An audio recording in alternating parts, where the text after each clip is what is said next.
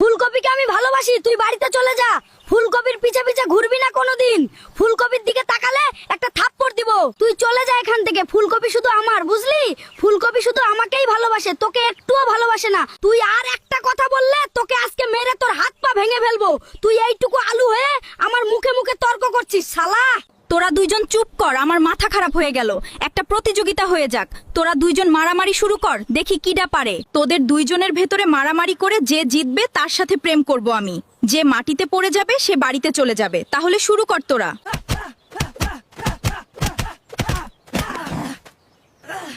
আমি ফুলকপিকে এত ভালোবাসি, আর ফুলকপি আমাকে মায়ের খাওয়াইলো। ফুলকপির পিছে পিছে ঘুরতাম, এই জন্য আমাকে মায়ের খাওয়াইলো। গাজর, তুমি আলুকে এত জোরে জোরে মারলে কেন? আলু ছোট মানুষ, অনেক ভালো ছেলে, বুঝলে?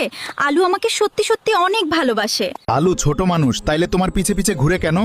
তুমি আমার গার্লফ্রেন্ড, এটা জানার পরেও তোমার পিছে পিছে ঘুরে ওইটুকু আলু।